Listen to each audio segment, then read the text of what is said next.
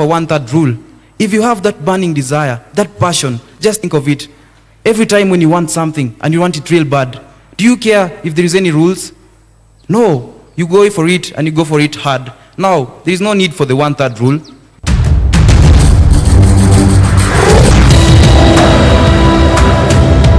Are you trying to kidnap me? No. No, help! I'm being kidnapped! Help! Help! Help! What is this disease called cancer? What is this disease that knows no color, race, age, or social standing? It's true, they are bad. And it's not only X-rays that are bad. In our homes, we have microwaves, radios, TVs, and they are all emitting a type of radiation, what we call electromagnetic radiation. Even the mobile phone that you keep on holding on to all the time, that mobile phone can actually cause some type of cancer. Je, waweza fanya nini kwa dakika 4? Na mega dola. Unaweza piga chef? Na mega dola. Kila kitu ni mega. Waweza pika ugali? Na mega dola. Pesa hapa ni mega. Na mega. Labda waweza fua nguo? Na mega dola. Ama unaweza tengeneza milioni 30. 4 minutes are enough to win big with Mega Dollar. Just go to Lipa na M-Pesa, select Pay Bill, enter business number 295888, enter account name KBC, deposit 10 shillings or more, enter your PIN and press OK, then choose 10 numbers from 1 to 80 and send to 29588. And you can win up to 30 million shillings every 4 minutes. Deposit, play and win with Mega Dollar. The big game for big winners.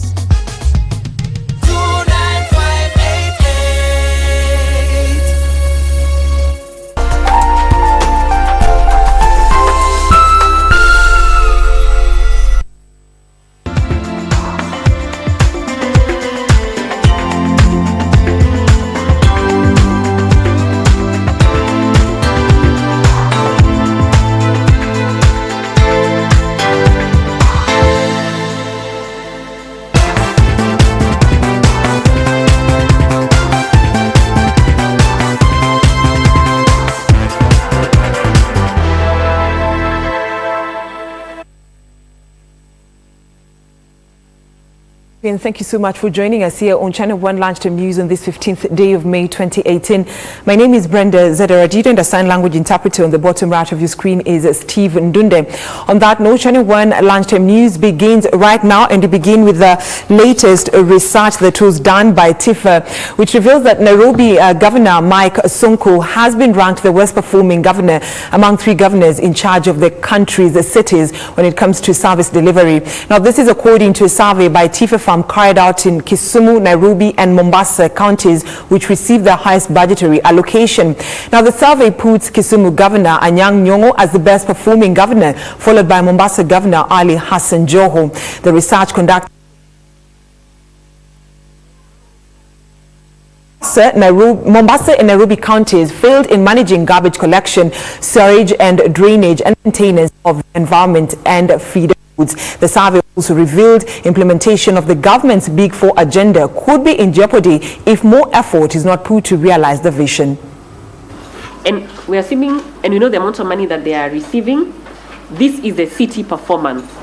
So I guess the question is, do you expect better or worse performance from the other counties? The overall score for Kisumu, and by way of saying Kisumu, I'm talking about the current governor, is 56%, which is almost estimated to be a C+. Mombasa County or Governor Hassan Joho, 53%, an average grade of C.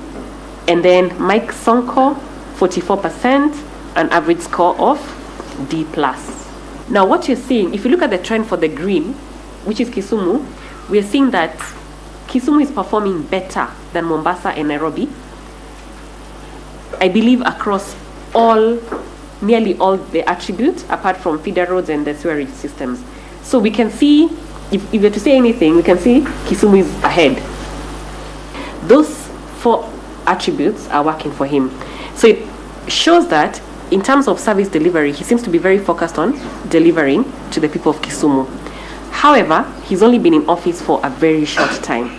My anticipation is that if he continues in this way and addresses some of the issues that are coming out of this report, then his ratings should go up. Now, let's look at Mombasa and Nairobi. If you look at clean water, there's a big challenge there between Mombasa and Nairobi. You can see the scores are very low. If you look at environmental cleanliness, again, the scores from the citizens are very low. Then if you go to Nairobi only, the areas that they perform way below is sewerage systems, the feeder roads.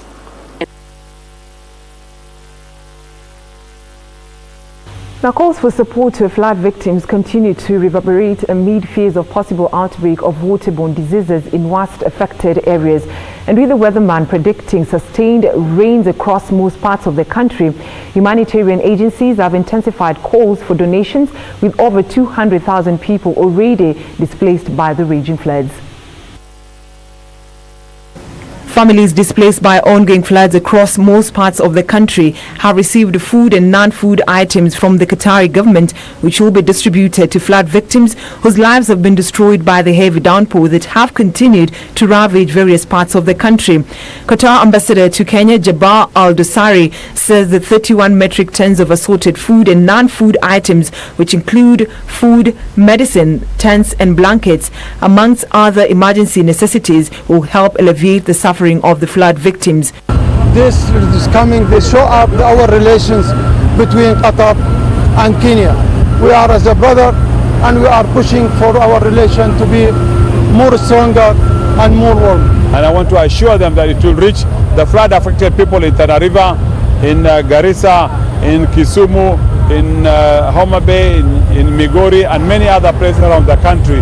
Devolution Cabinet Secretary Eugene Wamalwa says that the floods, which are the worst experienced in recent history, has left dead and thousands displaced. Have been affected by floods.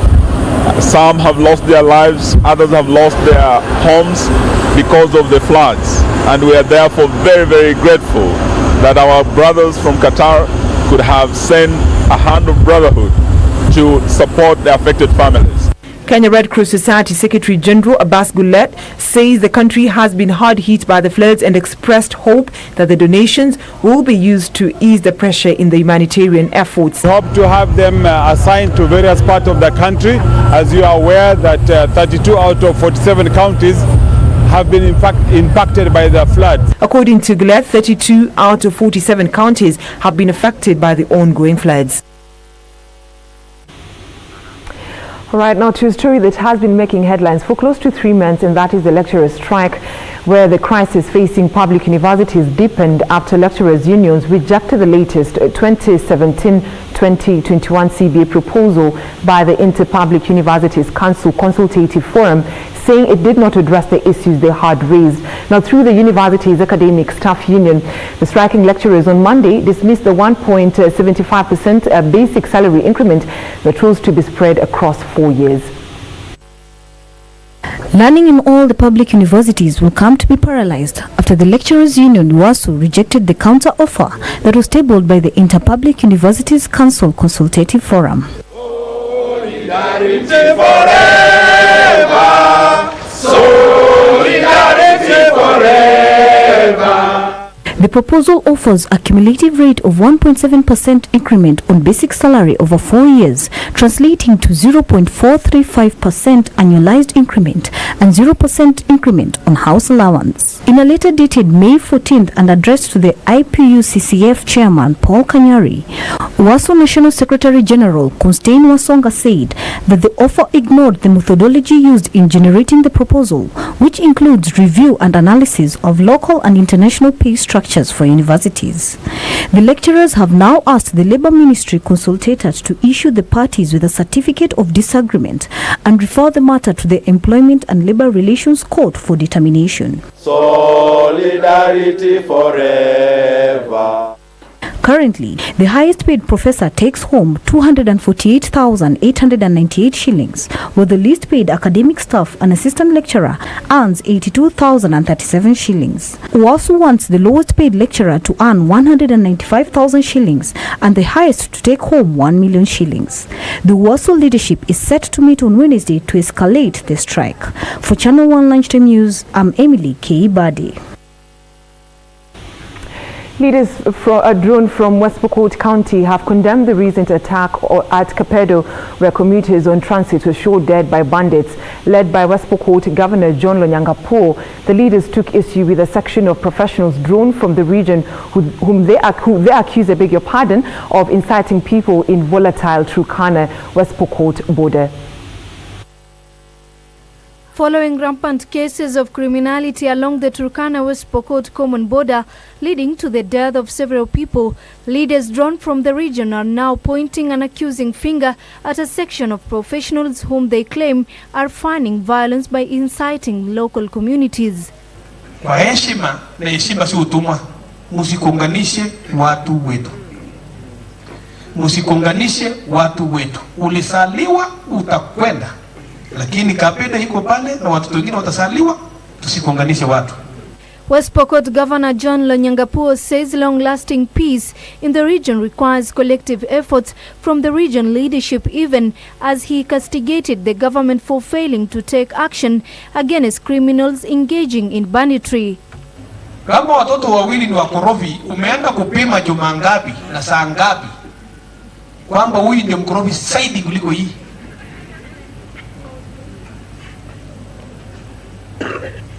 Naona kama serikali ya Kenya inafunga jicho moja, sasa ile imechoka nafunga ngine. Wanajua Kapedo inakaaje? Kapedo iko na shida yake kidogo sana. Kapenguri, a member of parliament Samuel Moroto, accused the government of bias in ongoing operation targeting bandits. To political matters now, we are called to have a single political party to chart the political destiny of the coast region continues to gain currency in the wake of shifting national political matrix. Kaloleni Member of Parliament Paul Katana says political leaders must unite behind one of their own if the region was to remain relevant in the 2022 succession politics.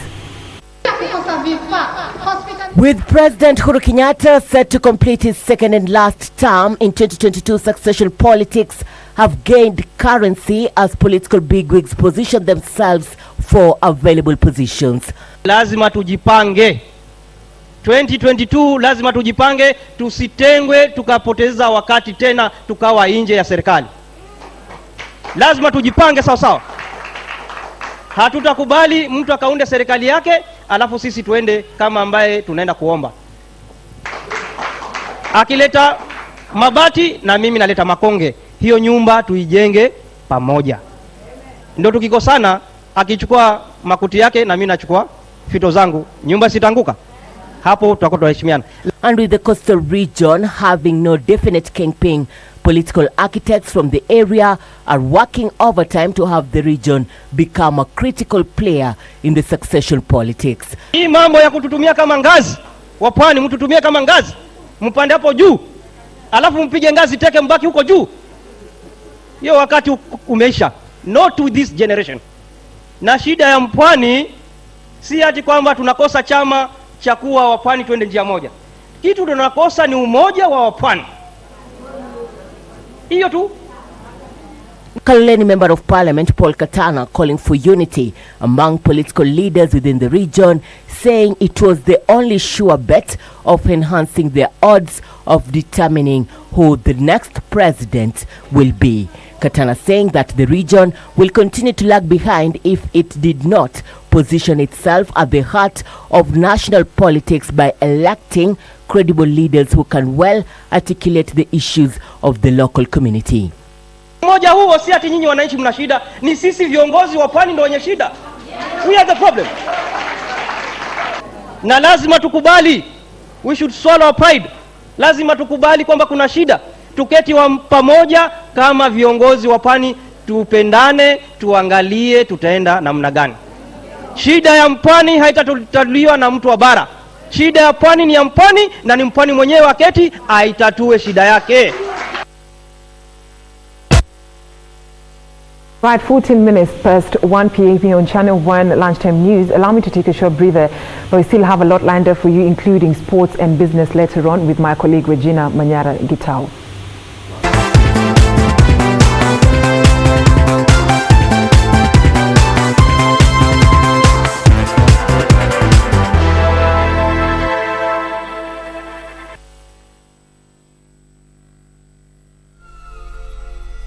Every 4 minutes is a chance for you to win big with Mega Dollar. Just go to Lipa na M-Pesa, enter paybill number 295888, account name KBC, and amount from 10 shillings or more. Then select your 10 numbers from 1 to 80 and send to 29588. You can win up to 30 million shillings. Start playing now and win.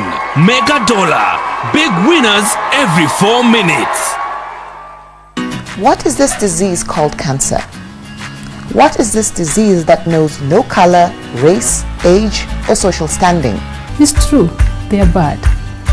And it's not only X-rays that are bad. In our homes, we have microwaves, radios, TVs, and they are all emitting a type of radiation, what we call electromagnetic radiation. Even the mobile phone that you keep on holding on to all the time, that mobile phone can actually cause some type of cancer.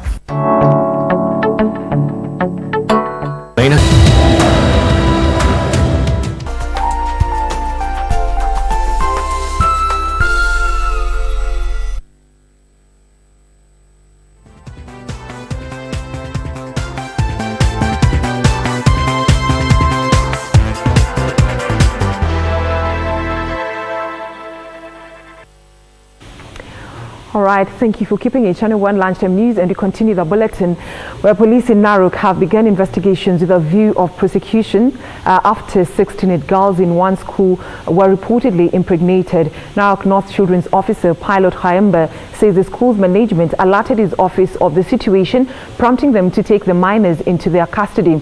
Now, according to Haemba, the recent increase in the number of teen pregnancies forcing a majority of the girls to drop out of school and get married at an early age. He says he is now awaiting action by police after issuing them with a report containing the list of perpetrators responsible for impregnating the minors.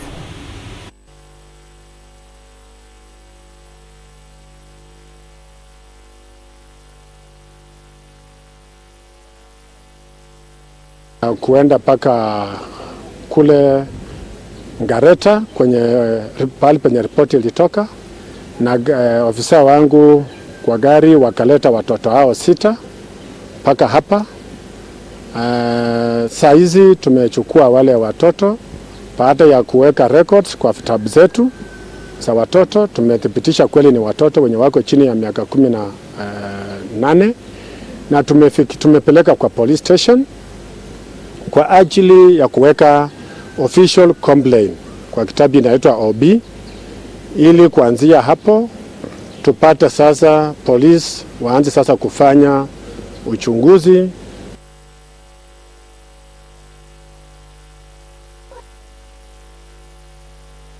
Now, a demonstration in solidarity with the mother who was allegedly humiliated for breastfeeding her baby at a city restaurant was today held amid calls for action against those who committed the offense. Organizers of the demo took to the streets to petition President Uhuru Kenyatta to sign into law the Breastfeeding Mothers Bill 2017 to enable its implementation that would, in effect, avail lactating mothers a conducive environment to nurse their children. 2 waitressers at the hotel in question are said to have forced the woman to breastfeed her child in the toilet, an act that has been roundly condemned.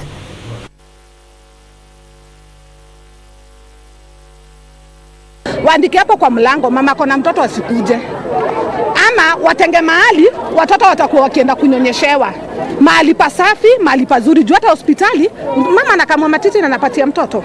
Kwa hivyo hii ni chakula ya mtoto na ni haki ya mtoto kunyonya. Lakini sisi management hatukuwa informed anything. Ile tuliona tu kwa social media. Nobody came to complain. Because we normally get complaints inside there tuna record then tunafanya education. Sisi tulisikia tu kwa social media, friends wanatutumia hizo vitu, hizo picha, tukashangaa. Ndio leo tumenyamaza kwanza tujue nini happen. Lakini kama ili happen, we are very sorry. We are very sorry. Tunaomba msamaha sana kama ili happen, but hatukujua. What are you going to do to make you don't breastfeed in toilets? Because even you can't take your food to the toilet. And really, a creche is just a room and two refrigerators and clean environment. It is very easy, by the way. Even if you have one refrigerator or a freezer, everyone will be able to sort themselves out. It is not even too much to ask. Yes.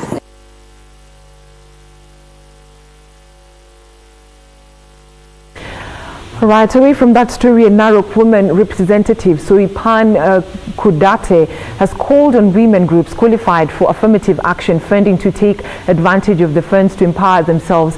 Speaking when she presented a 1.4 million shillings check to 5 women groups and a group of persons with disabilities from Narok County, Soipan at the same time urged the beneficiaries to invest the funds wisely.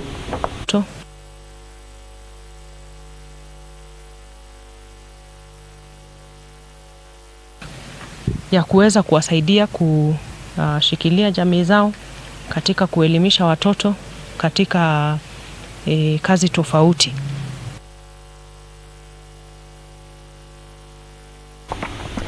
All right, let's cross over to Nakuru County, where the Director of Public Prosecutions, Nordin Haji, has warned of jail time for prosecutors deliberately prolonging cases. The DPP says that many of the remandees have been in custody for too long, awaiting conclusion of their cases, yet they are presumed innocent until proven guilty.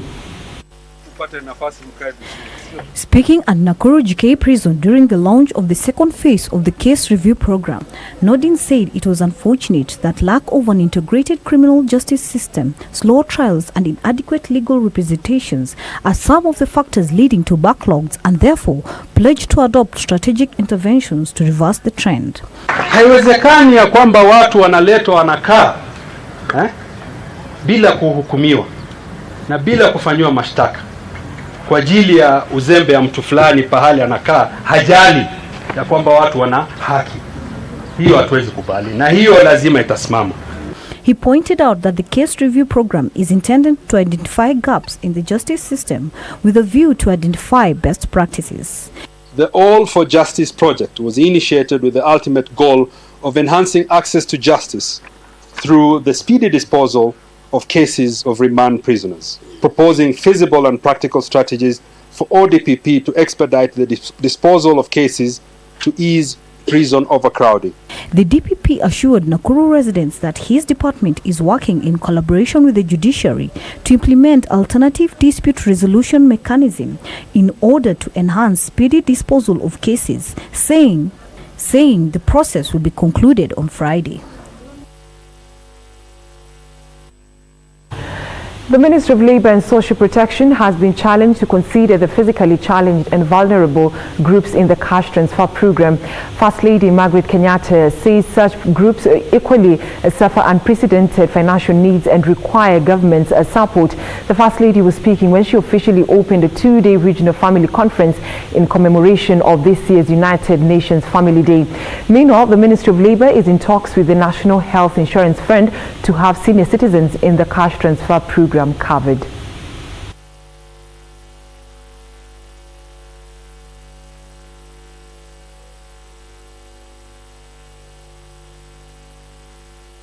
Family structures need to be strong and shielded from pressures and stresses that cause them to become fragile. Anything that can make life easier for one family individual can make it easier for an entire family. I commend the Ministry of Labour. I urge the Ministry to embrace more initiatives that increasingly focus on vulnerable groups and reach out to the needy families in hard-to-reach communities. In our work as individuals, as members of our own families, we must seek to strengthen and protect the family unit. We must all take responsibility to impart values and mentor our children to grow up to become responsible citizens and respectful members of society. All right, let's cross over to Samburu County, where maternal health services have recorded significant improvement over the past 3 years following a change of tact by healthcare providers in the region. Those in charge of the sector attribute the development to attitude change among men, from the Turkana and Samburu communities that has seen them defy cultural stereotypes and support the expectant wives during delivery.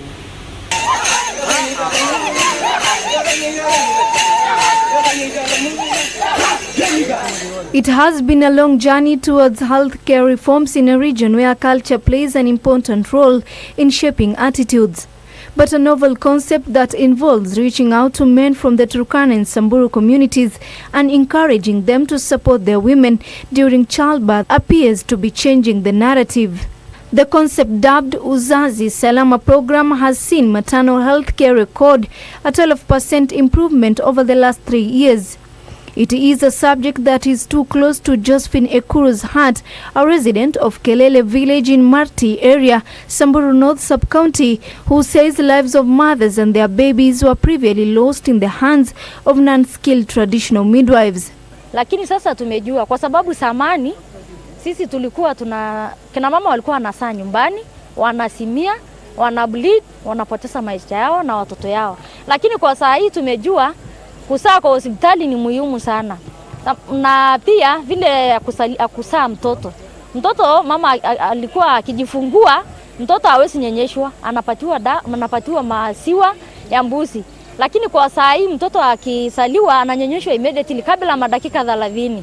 Speaking during the same forum, Samburu County Governor's wife Lily Lenol Kulal urged members of the pastoralist communities against subjecting girls to female genital mutilation and early marriages. Tuwaozi tena wasichana wetu, hatutairishi tena wasichana.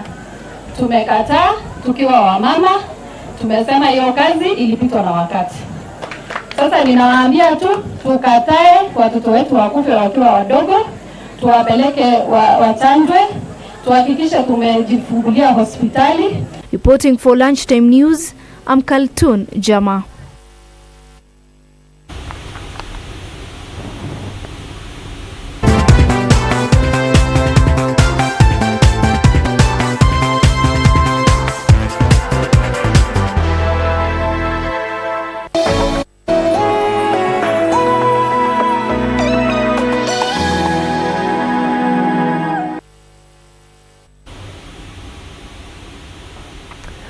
Right, let's cross over to the international scene where fresh protests against Israel are expected in the Palestinian territories after Israeli troops killed 58 people in the Gaza Strip.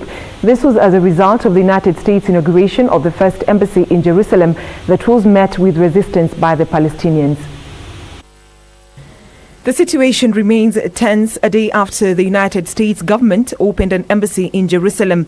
The Palestinians claim East Jerusalem as the capital of a future Palestinian state and see the U.S. move as backing Israelis' control over the whole of the city. Israeli Prime Minister Benjamin Netanyahu said his military was acting in self-defense against Gaza Islamist rulers, Hamas, who he said wanted to destroy Israel.